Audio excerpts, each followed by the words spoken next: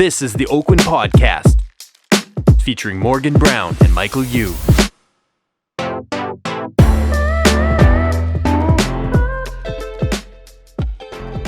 Welcome to the Oakwyn Podcast. I am your host, Michael Yu. And I'm Morgan Brown. And I'm the Podfather.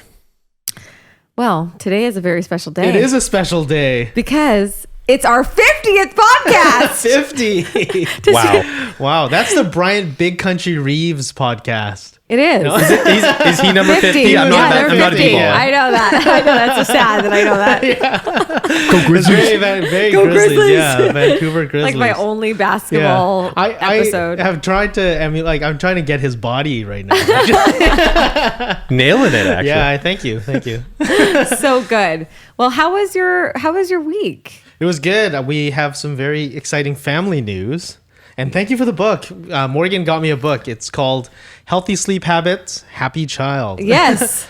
It's and I'm thinking everyone will has read or has seen that book because it's on like Amazon top everything. Oh, really? Cool. Well, yeah, we found out that I'm having a little girl. Ooh. Yes.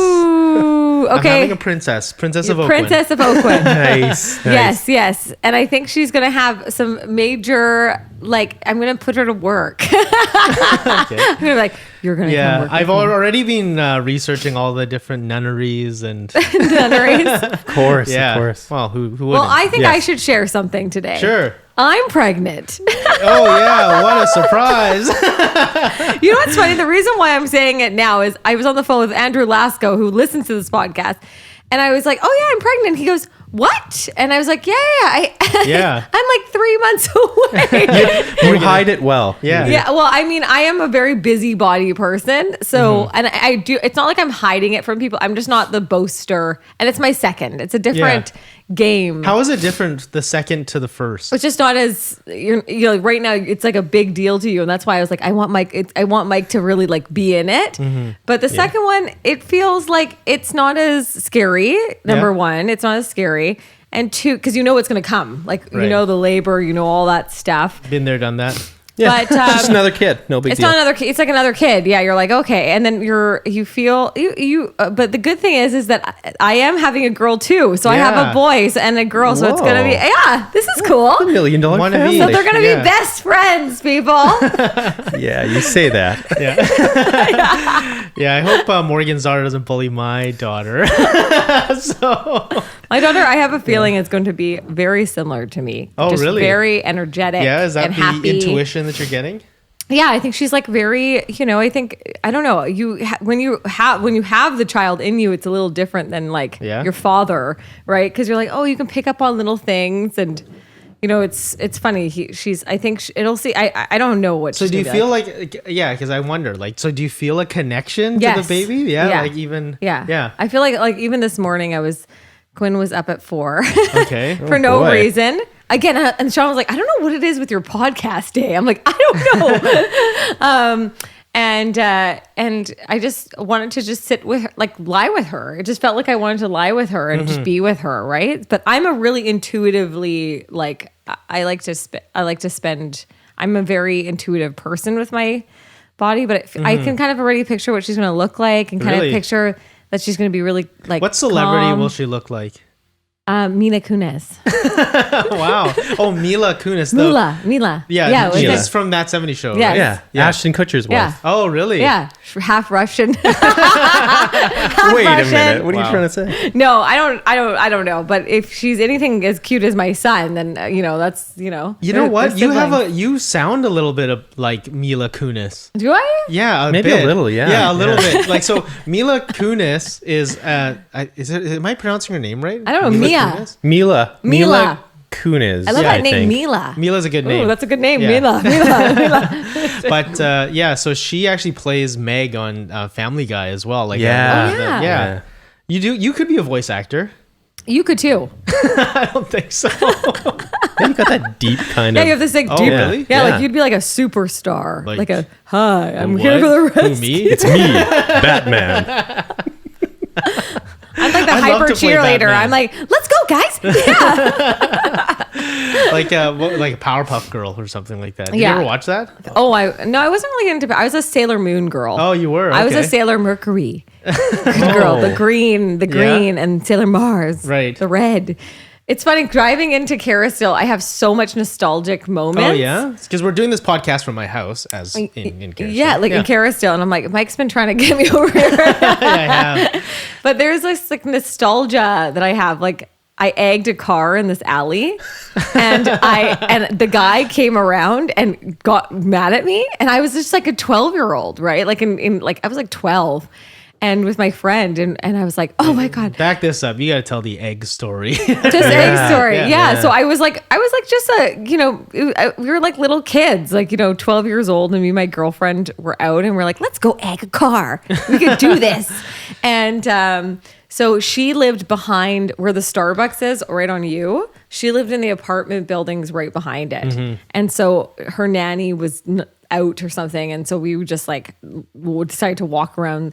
City kids, like, people ask like, what do the city kids do? We go to Starbucks, like we go to we go to the like McDonald's, like that's what city kids do. So we just were there, and anyways we were like, let's egg a car, and I'm like, okay, let's do it. And I got some eggs and I threw it and the guy came around the alley and was like really mad at us. And I was like, I'm so sorry. I was like, I didn't mean to do this. You didn't mean to do this. You went to the grocery store, you bought the eggs. No, I didn't go to the grocery store. I was just carrying some eggs and then I saw a car.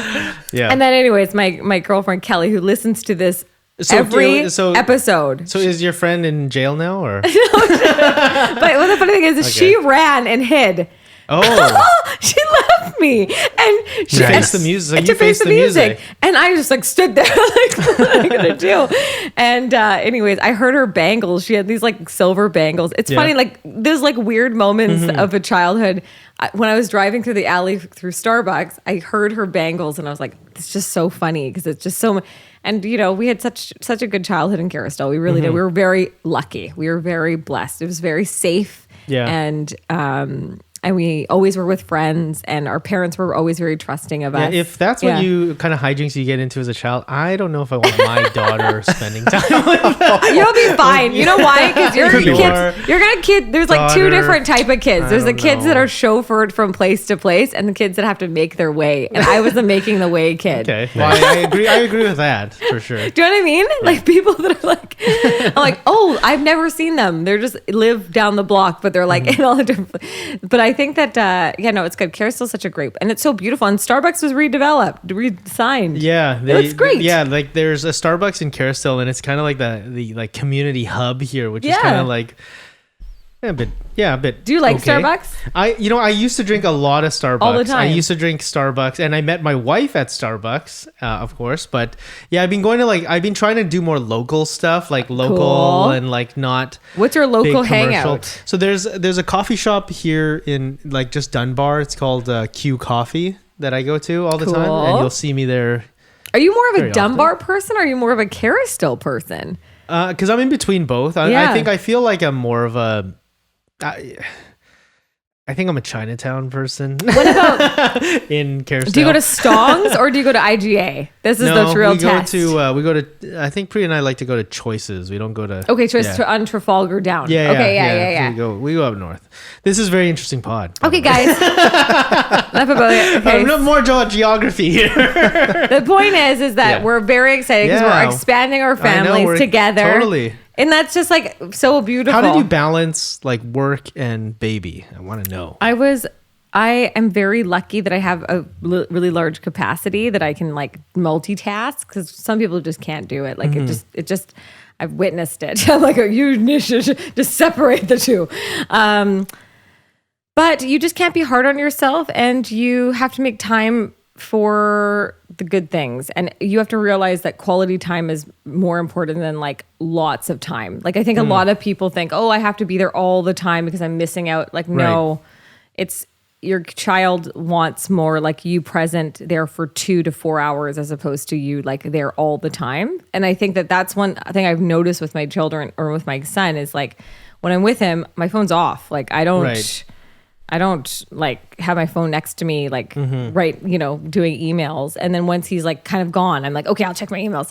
But I don't really, I think that's the best balance. And I had a really good, like Arlene was a great mentor for me in that sense as like a working mother. So she was always telling me, don't be, there's times where I would go into her office and like, oh my God, I feel bad. Da, da, da. Yeah. And she's like, mom guilt is real all the way around. Right. You just have mom guilt, period. But for dads, it's different because we hold a way larger responsibility to keep them alive. That's true. Right. That's absolutely true. How Yeah. do you, Brayden, like, because you have 2 kids, right? Yeah. Yeah. So like, what are some tips for the balance?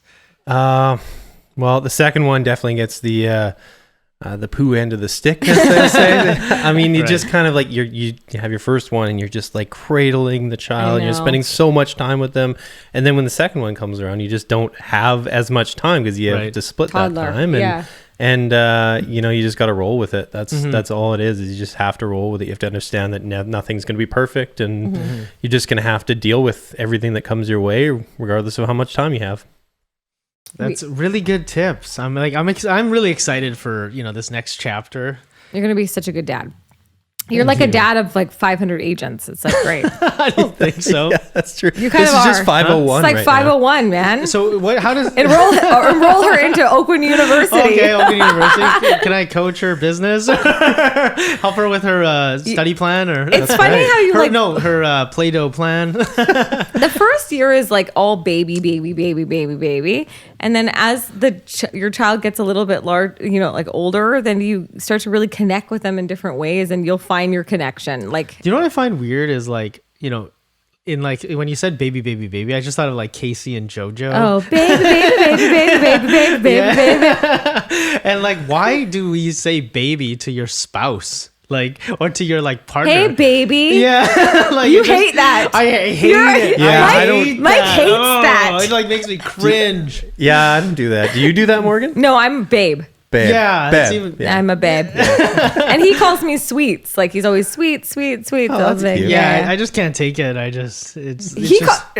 calls you Mikey. It's not any better. That's a variation of my name. Yeah, so Babe.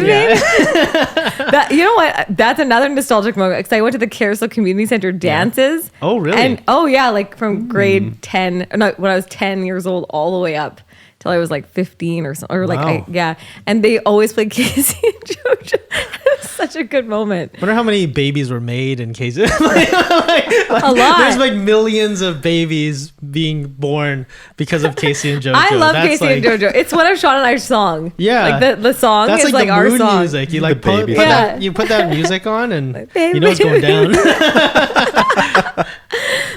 Well, this is episode 50. Yeah, 50. And I can't believe we've come so far. I just want to know. give a big thank you to the people that have been listening because I know. have been getting tons of response back from all of our true Oakwynites and non-Oakwynites, people that are from other brokerages listening. So thank you so much for making this so making us feel like we fun. should making us feel like we should continue. Right? Yeah, it is really nice and motivating when you're when people give some really sweet feedback, and I think it was really fun, especially like not to get all sentimental looking back like nostalgically at our 50 episodes, but like when we were going through like COVID and stuff like that, a lot of agents were like they were going through hard times, and then us doing the pod and doing our classes and stuff like that was really help some people, they told me, get through some bleak times. And probably stay like stoked on real estate, right? Yeah. Like when they're in a tough time, when they're not doing a lot of business, they're probably listening to the pod thinking People tell me they just put it on to laugh. Oh yeah. Okay, They're like, that's nice too. I put it on when I'm in the kitchen because you guys are hilarious. Oh really? That's nice. I was like, that's nice. I'm like, are you I was hoping that they would be listening to it in their library, taking notes. And No, we're not that podcast. Okay. No, we're in the car. I mean, podding has been so. First of all, it's been a great 50 episodes. I think we have a lot more to cover. Oh my gosh. Like we have like all these amazing ideas. Lists of but it's always it's just a lot. It's just a lot of fun. There's so much there's so much to learn, and there's so much to be able to like dissect and unpack. Yes. In this wild world of real estate, and just Matt Scalina called me and said, we went back to your like review of your 2020 and Mike was like, I was the best guest. I was like, okay, Matt. You're probably listening to it right now, but yeah, it's great. Yeah, that was fun. Like the whole thing has been a really good time. And I feel like if you've thought about doing a podcast, it's actually like, it's a lot of fun. But you need the right people. I must say, chemistry. Braden has been with us since day one. He's awesome. Oh, thanks. The Podfather. You guys honestly go to the Podfather. Yeah, go to the Podfather. I'm plugging him. It's actually happening. Thanks, guys. You guys are really nice. Yeah, I think we're so lucky things always just fall into place, I think, for me. And for life in general, because you just came in and it was like perfect. Everything like worked out really beautifully. Yeah, it kind of just lined up. Yeah, lined up really well. And speaking of lining things up really well, that's segue. Oh yeah, my goodness, that's right. I am an expert of potting now. Speaking of lining things up, let's talk about multiple offer tips and tricks. Whoa. Coming up next, guys. Thank you for listening to the Oakwyn podcast. If you'd like some more information about Oakwyn, go to oakwyn.com/join and put into the message box pod 2021. 2021, everybody. Right. And you will be getting a call from one of the leadership group team members at Oakwyn. When you meet us, you'll get a free piece of mystery swag. You might get one of these. Woo! So we're very looking forward to meeting you. Thanks, everyone. Okay.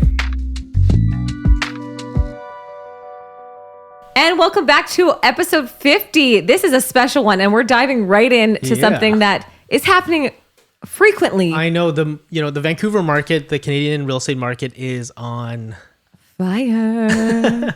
Do we have fire music? This thing is on fire. He's really into music today. Yeah, I'm into music today. Is This Girl Is on Fire? This girl. Girl is on fire. Yeah, Who sings that song? This thing is on fire. Oh gosh. No, I like when she goes. I like when she does the octaves. Fire. Alicia Keys. Oh yeah, Alicia Keys. Yeah. Why would I not know that? Come on. Yeah. But yes, we are like. First Do you of all, think her name is actually last name Keys, or she just Keys. Is it actually Keys? It or can't just, be Keys. It's Keys. No, it's Keys. So her actual last name is Keys. Fact check. So it's not her like stage name, like John Legend. So I bet you it's not. Legend. I bet you it's. What would be your stage name? I don't know. I like my name, Morgan Brown. Alicia. That is my stage name. Alicia Augulo Cook. Aha. I like the name Cook. She's on the keys. She's a classically trained pianist. What about John Legend? I bet you that one's real. No, John Legend can't be real. I bet you it is. Is it? No, John Roger Stevens. So you really have a stage name? Yeah, of course. Oh, cool. You think his name was actually Jay-Z? What's Jay-Z? Oh no, I know Jay-Z's But last. Kanye West is his real name, right? We don't talk about this man in this room. Really? You don't like Kanye West? He's officially divorced. Oh, is he? By Kim. I thought he ran for the presidency, right? That's why she divorced him. Really? She didn't want to be the first lady? Yeah. I don't know. I gotta get my girlfriend reason. here because she's like majorly into that kind of stuff. Okay. So let's get back into it. So multiple offers. So what I can say about multiple offers is right now it's multiple Monday. Every Monday right now. So the market is really on fire here in Vancouver. We've had record 10-year record numbers of sales, which is mind-boggling, baffling. When we were talking about, it's funny. Not to always say Morgan is right all the time, but like when we did our prediction show, I was 2 actually. I won 2 right. She was predicting that it would be a really busy start to the year, and it was going to be like, a really active market, not only in, well, at first it was only in detached, like starter homes and detached, but it's kind of like filtered into townhouses now. A lot of townhouses. Townhouses are really anything under $1 million. Yeah. Like, which we were I didn't expect that was going to, I did expect it would be like this busy, but yesterday I was at a house on St. Catharines, right, and 34th. Okay, in East Van. And it was listed for 1.5. It's listed for 1.5, and there's 30 groups in 2 hours. Jeez. I'm like that. I sold a house diagonal to it at the end of the year for 1.4, and it was like very quiet. Yeah. Yeah, really? yeah. Well, I mean, 1.45-ish kind of rate. I ended up getting it for 1.45. Wow. But I called my client. I said, do you want to sell? It's been a month. Yeah. She's like, we're not getting back in this market. So that's just what's happening. That was hardcore. Because it's very, I think in that price point, you're looking at like young families. Yeah. You're looking at people that are working really hard to be in the city. Right. And that's been really challenging. But I think as I've seen over the years, like both of us being in over a decade now, like how to handle these multiple offers. And you can really feel the difference between a new agent, someone that's, and obviously your clients are going to dictate let's just make a disclaimer. Yeah. You have to make sure your client's very comfortable when writing the offer. It's always about the client experience and the customer experience, 100%. But we've been talking to a lot of agents at the office and, we thought that would be really awesome to present multiple offers, tips and tricks on how to win that multiple offer situation, because it's happening really frequently, in our marketplace at this current time. So I think that there is a very, very low amount of inventory. There's a low supply of properties on the market right now. So you're going to have to compete. So a lot of, if you're that agent, which I've heard of these agents out there before, that's like going to cross their arms and say like, I don't ever work on multiple offers, it's ridiculous, then I think you're missing out on a lot of really great properties, So I think here's some how-tos on things to go. When's the last multiple offer you've participated in, Morgan? I was on the seller side last week. Okay. And that was good. Yeah. And I was in, I feel like I've been in multiple offers like every for the last like couple months. Yeah. But it's all about like how you strategize. I think and it's all about your clients. I've been more on the listing side than the buy side recently, but right. Desiree, my associate, and Donovan have been on multiple offer buyer side, and they have both secured their clients great places. So that's we're awesome. happy. So we can give some insight there on how to do it. So, first thing that we can talk about, number one, in terms of like how to win the multiple offer is, I think, before we even get into these notes here, is mentally preparing your client. Yes. To prepare them early on in a listing that it might be competitive. Not a guarantee that it's going to be competitive because we don't have a crystal ball.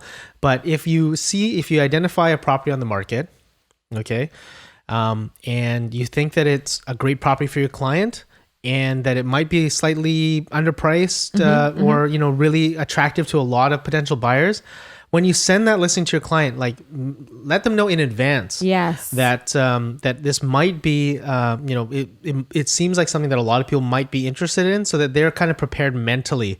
Because I've seen a lot of clients, they, like Morgan was saying, 30 people in 2 hours. If you don't prepare your client for that situation, they're going to be freaked out. They're going to be like, what the heck is going on? And then you might lose a client. Yes. And that was what happened last night. We went through the property, and then after we kind of like talked about it outside the house, and they're like, what do you think is going to happen here? And I said, there's a lot of groups, but the best thing for me to do is to go ask what the attention has been like, other than people coming in, what is how quickly are people moving out, right? There's a lot of different segments to it, but I will say to them, there's nothing in the price point. There's nothing here that like, this is the area that everyone wants to be in. So there's gonna be a lot of people that are in the same position as you, right? So making them realize, oh, it's not just me, it's gonna be tons of other people. And also, let me get you some comparables. Let me show you what's selling in the neighborhood. Right. Let me give you that facts and figures so you can say, I'm going to make an educated guess of what's going to happen. And most people will say to you, like, things are selling X amount over asking. Like, that's what most people will talk to their clients about. But I think that sometimes is a little premeditated. Like, you don't want to freak them out right away. I don't know for you. Do you do that? Do you say, like, things are selling 150 over asking?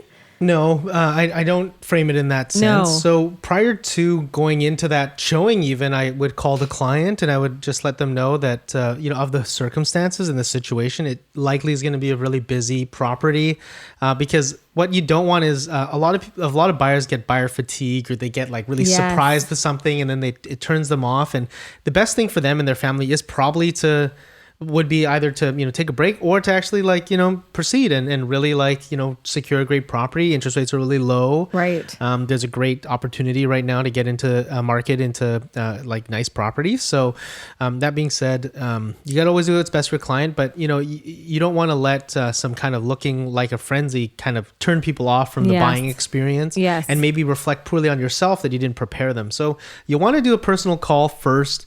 Let them know that, okay, we're going to be in back-to-back showing. So how we behave ourselves in this time is, let's not get emotional. Let's look at the home, and let's not get attached to it, because, it might be the right home for us. It might not. Yes. And so when we're going to look through the property, you can ask me the questions. I will filter all the questions for you. And so that you're really being a bit more directive in that sense. Directive. Okay. So that's just kind of mentally preparing the client in advance. Prep your clients. Yeah. Prep your clients in advance of going into a multiple offer or going into a really busy listing.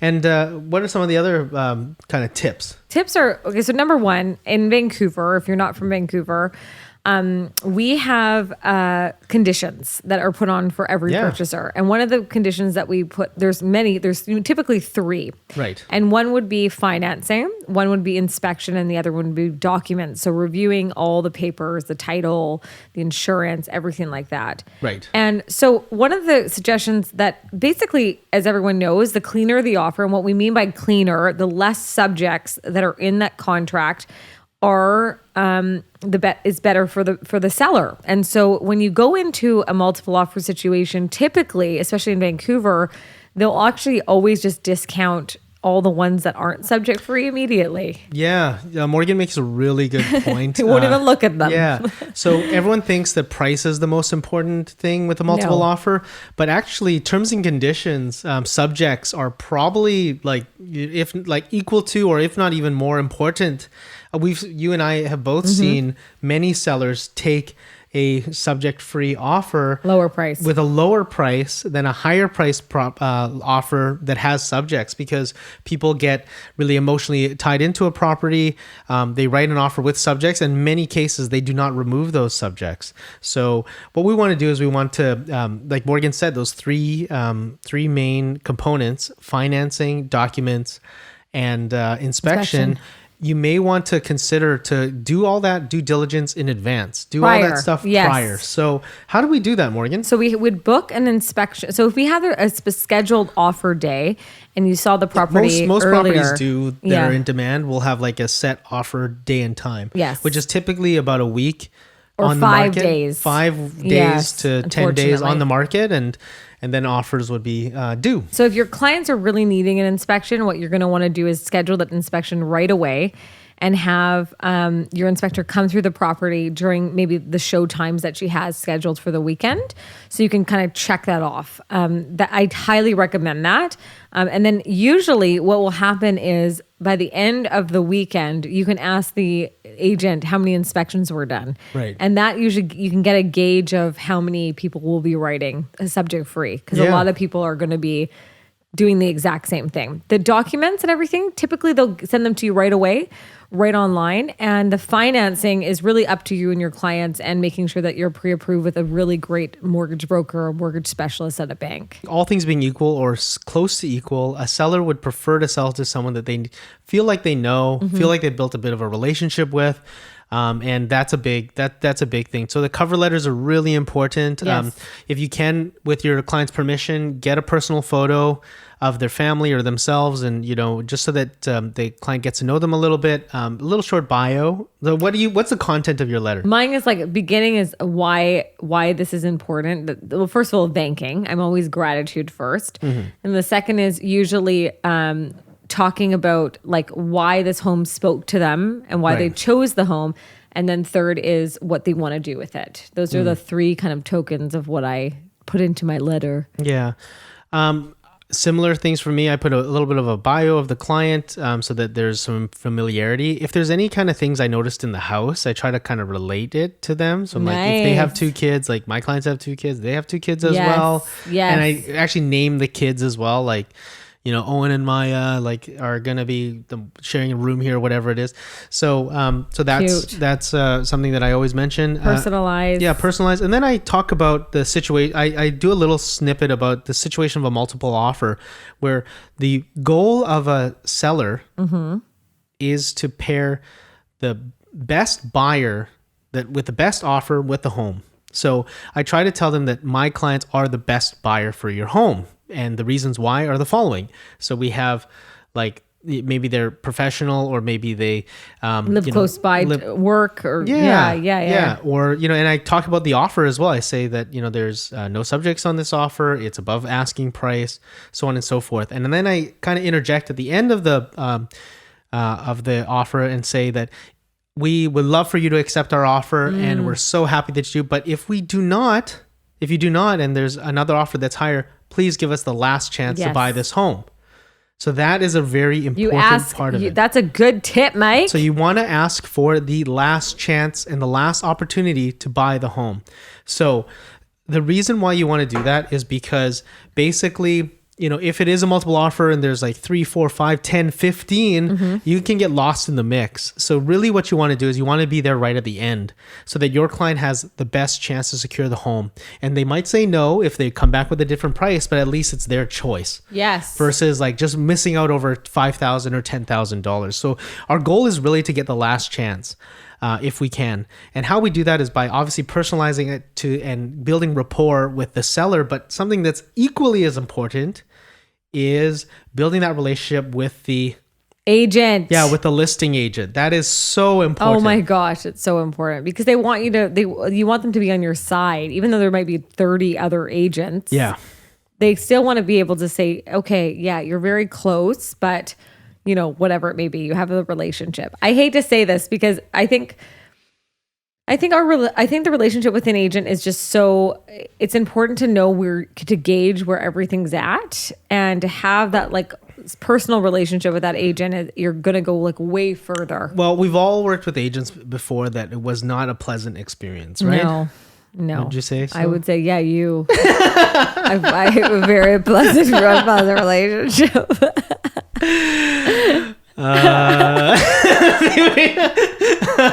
On the 50th episode of Oakwyn podcast, they get divorced. Right? There's no divorce in this family. There's no divorce. I would say no. You do want to it definitely. I know them in the business community, I guess. Right. They still are they still wanted to give me the upper hand. I mean, and he might have wanted to done that for everybody. Yeah. But the point is that he chose to be able to come back to you. Right. So it's really important. It's as a listing agent, you really want to work with another professional at the other end. Yes. You want to make sure there's no problems with the closing. You want to make sure that there's no issues in between the offer and the completion. There's a lot of different things you want to work. You want to demonstrate that you're a true professional to the listing agents. So some ways to build rapport with them is to stay. I always like to compliment heavily. Oh, so I compliment them on how well that they prepared the listing. I compliment them on how well that they've toured my clients through the home. I spend a lot of, I lay it on pretty thick. Listen up, guys. Now everyone knows the real tricks. Yeah, this is what it is, and I genuinely mean it because they're presenting the home in such a way to be able to incite multiple offers. They've done everything right. They've set an offer time. They've done true professional. They're a professional. And so, and you want to congratulate them for doing such a great job for their client. So that's a big aspect of it. Yes. And then you want to just build relationships with them. You can ask things like what kind of dates would be suitable for your client. Do they have if you're comfortable sharing with me what their plans are, because maybe we can make it make sense and make it better for your client. So that's a big thing. And I also, just build as much of a relationship as I can. So I text them right after the showing and say, hey, thanks for showing the property. My clients are interested. Please keep me up to date. And then I kind of let them know. I just keep interjecting with little texts my clients are still very excited about the home. Kind of throughout the week, you're kind of touching in. And agents really like that because they're saying, you're just showing that, okay, you're just kind of lifting off from the cream of the crop of all the people they've been through. Yes. Because some listings are getting 30, 40, 50, 60, 70 buyers through, right? I know, and offers like upwards of 15. So It's a very tough market. I would say rapport is really important with the other agent, but it just so that they can keep you very in the loop so that you can strategize behind it. But you just want to make sure that you keep them close and you just make them realize that you are the best person for this property. And any kind of final tips? Final tips, check the title, see what the owners. This is the Morgan Brown or the Snooky Browns. Snooky Brown special Snooky tip. Brown, there's a couple. I have special tips. One is I always make sure that I go last if I'm presenting. Okay. I always want to make sure that I'm at the very tip. Like if it's at 4:00, everyone's sending them in. I'm calling her at like 3:58. Seeing how many offers are in, and then I send them in. And the reason why is I could make like any last minute changes if I need to. 2 is I check the title to see what the owners do for their own professional. I try to link that into my letters or kind of link that into some sort of connection. And 3, I leave my dates wide open for people. Yeah. That's a good thing, leaving dates open. So I have 2 special tips before we close. Yeah. Number 1 is Lucky's Donuts. So yes. So when they're doing the offer presentation, they're going to be sifting through a lot of offers. So I actually like to sometimes physically deliver my offer, or I deliver a gift to them. So let's say they're doing it at the home. I ask the listing agent, "Are you guys presenting the offer at the home?" And then she says, "Yeah, we're going there at 5:00 to meet and go over all the offers." Perfect. I bring a box of donuts with my offer to the clients. It's not Lee's? It's not. It is actually Lee's Donuts. Lee's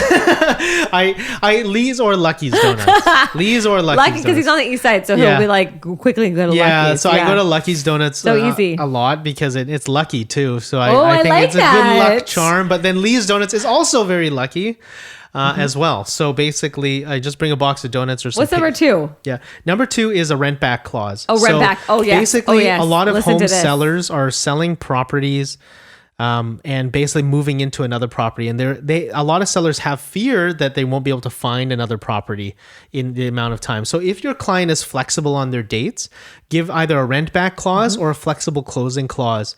And your managing broker, if you're with Oakwyn, or if you're not with Oakwyn, we'll be able to instruct you on how to do that correctly.